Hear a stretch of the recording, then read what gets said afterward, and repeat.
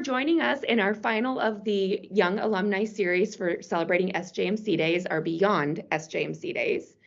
And today we would love to welcome a friendly face on campus, Miss Jazlin Coley-Smith. Jazlin, do you mind introducing yourself and telling us a little bit about what you're doing? Yes, so my name is Jazlin Coley. I'm the Director of Equity and Inclusion here at Drake University. My pronouns are she, her, hers. Always like to start off that way. I graduated from Drake in May of 2019, and I earned a bachelor's degree in public relations. So that's where my background is from. Just a little bit about me. I'm from Chicago, so I have to rep that as well. And yeah, I think I hit the bulk of the introduction. I guess we can talk a little bit more as we continue through this conversation. Perfect. Well, do you want to tell us a little bit? So you just launched into this position as the Director of Diversity, Equity, and Inclusion. Can you tell us a little bit about the path that you took from graduation? Because it's only been 2 years, right? Yes, it has. It's been a very quick turnaround with how all of this has worked out. I'm very blessed that it has been this way.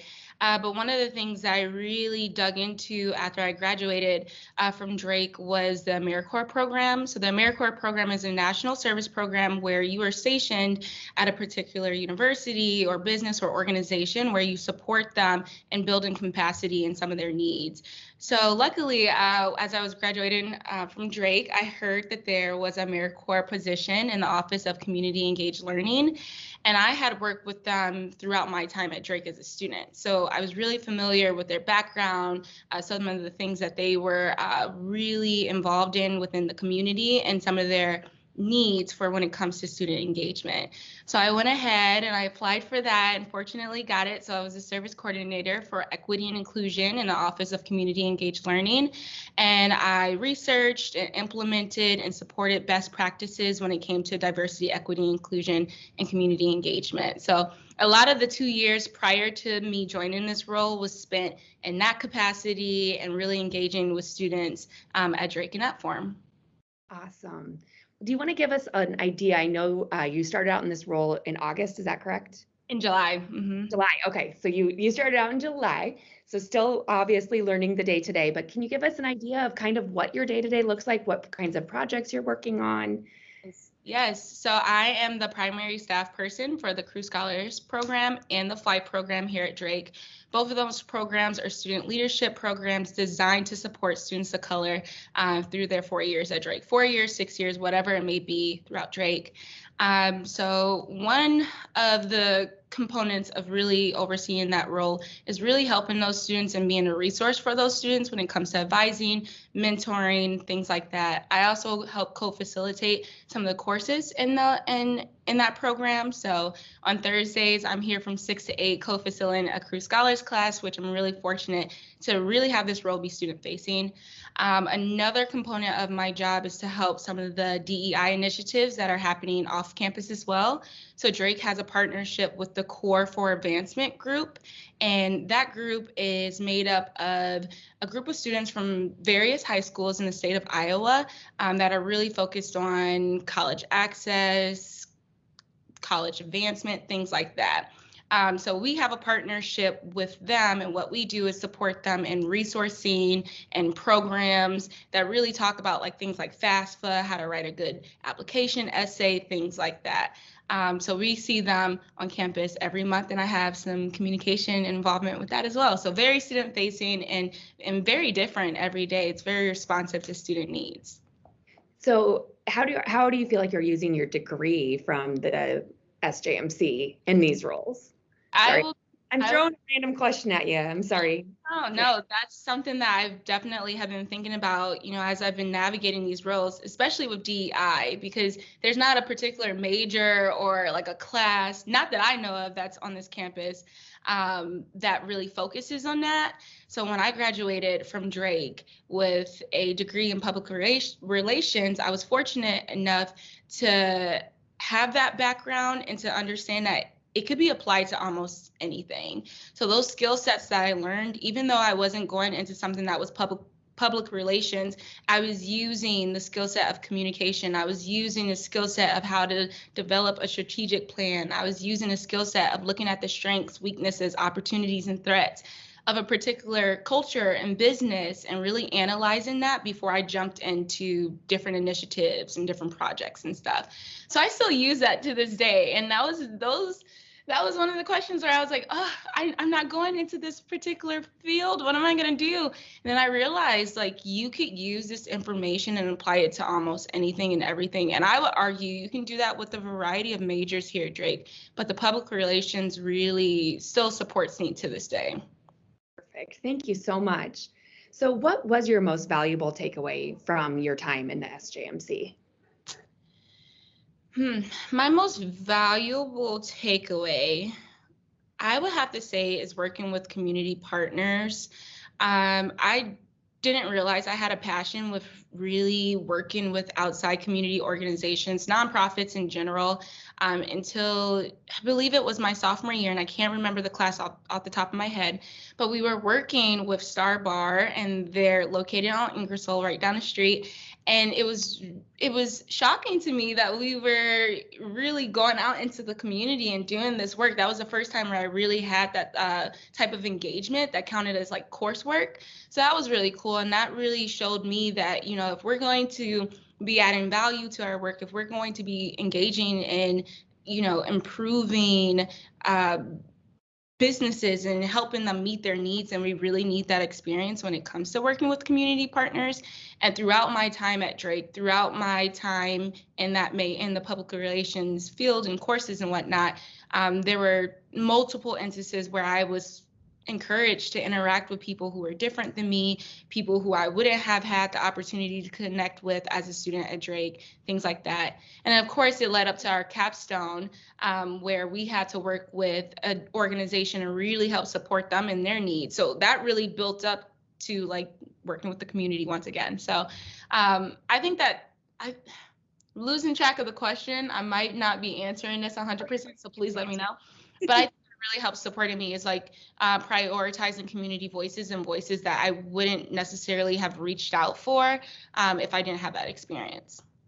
So building off of that, do you mind sharing a little bit? Because I know I had, my next question was about a class that really benefited you, but I feel like you've kind of mentioned that already. But I have such fond memories of you and J54 and that experience for writing that one story. Do you know what I'm talking about? Okay. Do you mind sharing any of it? Do you mind talking a little bit about it? Yes. So that was definitely one of those moments I was thinking about, is being encouraged to connect with people who might have different beliefs than you.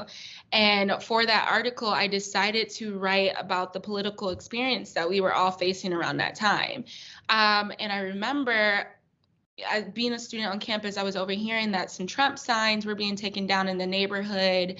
There was a lot of tension between the students and the community, or between students in different political affiliations. There's just a lot of tension in general.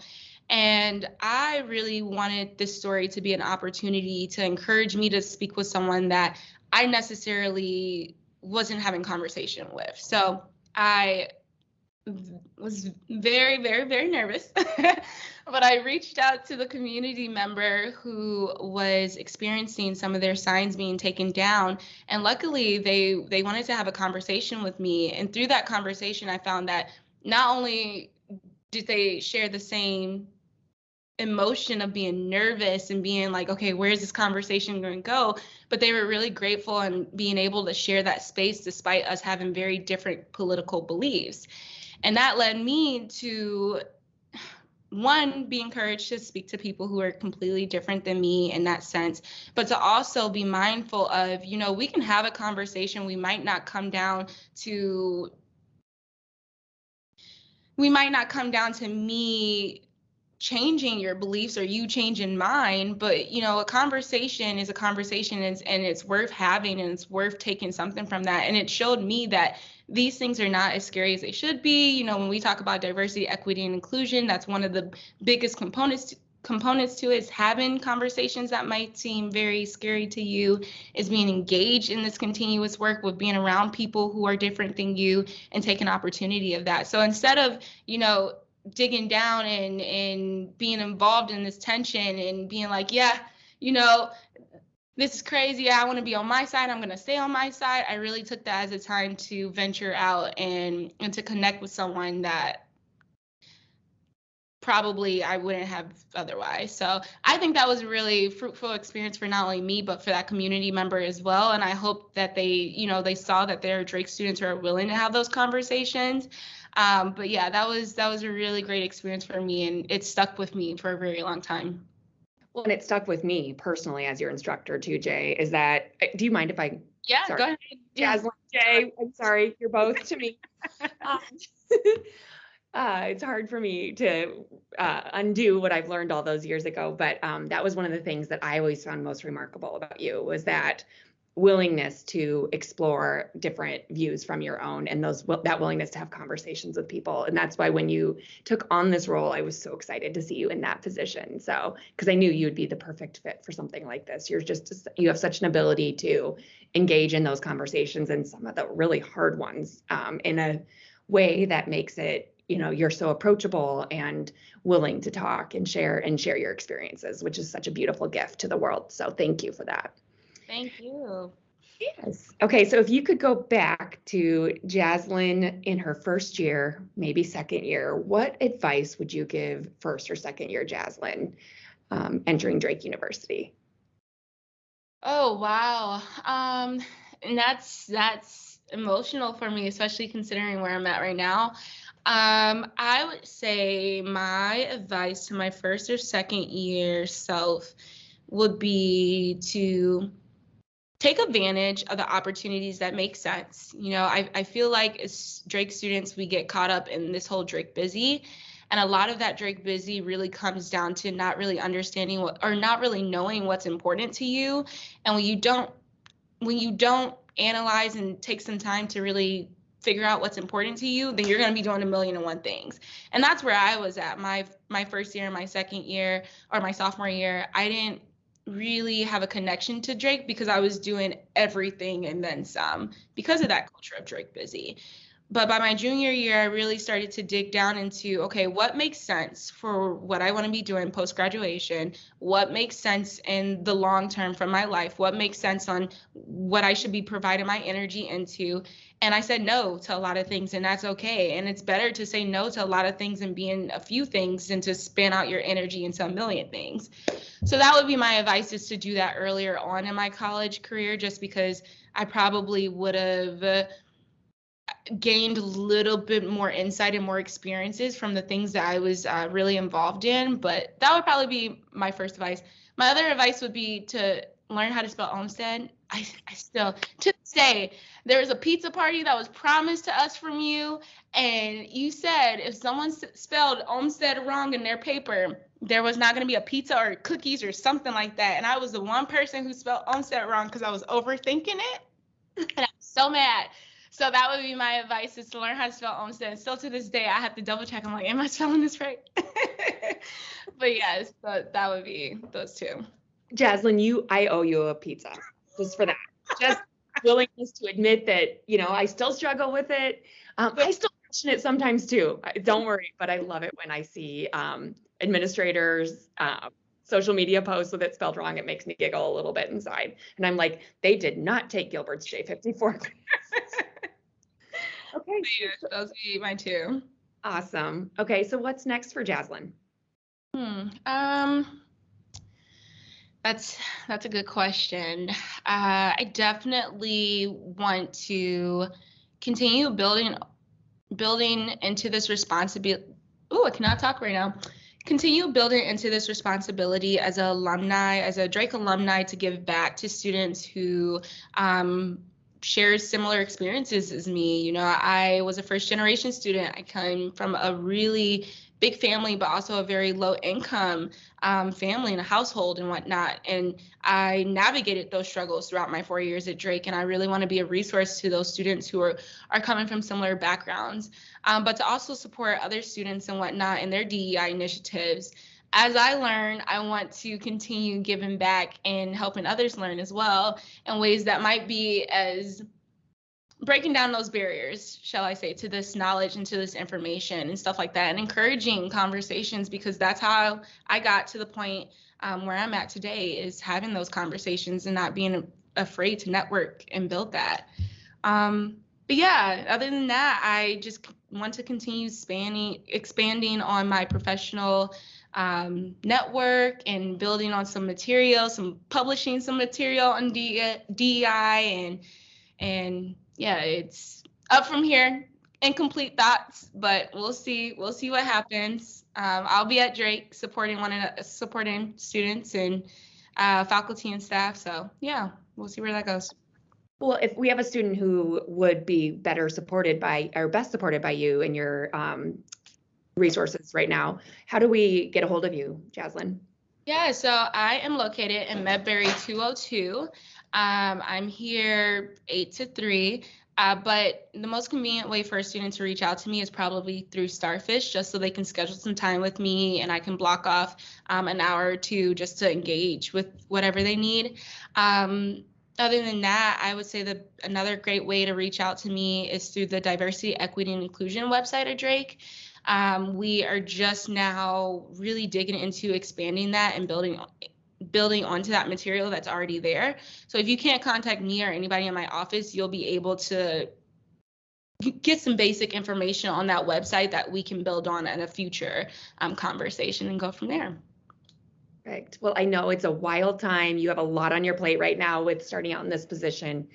And I am beyond proud of the work you're doing, Jazlin. Like, I want to emphasize that so much, is that as a brand new alum sitting in the director of diversity, equity, and inclusion, it is very, very humbling as someone who had the opportunity to work with you over the years and see you develop into this human and the wonderful, amazing human you are right now. So thank you so much for making time for us this morning.